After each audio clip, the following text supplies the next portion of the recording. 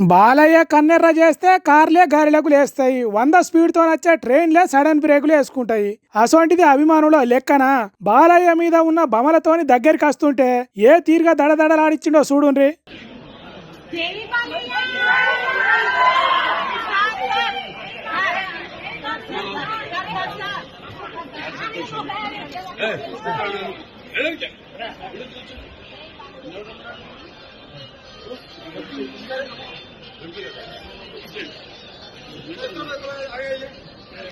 ఏం తమాషాలు చేస్తున్నారా? పో వెనుకకు పో, తిశాయ్ తిశాయ్ అని గట్టిగా చెప్పే వరకు గజ్జున వణికిండ్రు అభిమానులు. ఎక్కడోళ్ళు అక్కడనే చిన్నగా కూడా కదలకుండా శిల్పాల తీరైండ్రు.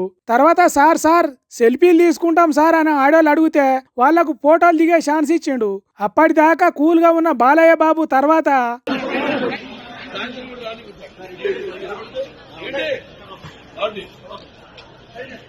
ఎవరో అభిమాని బాలయ్యకు బాగానే కోపం తెప్పించినట్టున్నాడు. అందుకే వాణ్ణి రానియకుండ్రి అని సెక్యూరిటీలకు చెప్తున్నాడు. కారెక్కి పోయేటప్పుడు కూడా కొద్దిగా కోపం వచ్చినట్టున్నది. అక్కడ కూడా డైరెక్టర్ బోయపాటి సీనుతోని మాట్లాడుతున్నాడు. వాళ్ళేదో నచ్చజెప్పినాక చిన్నగా కారెక్కిండు. అఖండ 2 సినిమా ప్రమోషన్ కోసం విశాఖ ఎయిర్పోర్టుకు వచ్చిన బాలయ్యకు ఎదుర్కోలు వెల్కమ్ చెప్పడానికి పోయిన అభిమానుల మీద గీ తీరుగా గరమైండు అఖండు. పాపం ఫస్ట్ బాలయ్య కోపాన్ని చూసిన వాళ్ళు ఎంత భయపడ్డారో ఏమో కదా. ఏందో ఏమో ఈ అక్కరకు రాని ఆవేశం. ఉత్తుత్తగానే కోపం వచ్చుడేందో, అభిమానుల మీద కూడా అరుసుడేందో ఏమో పోరి.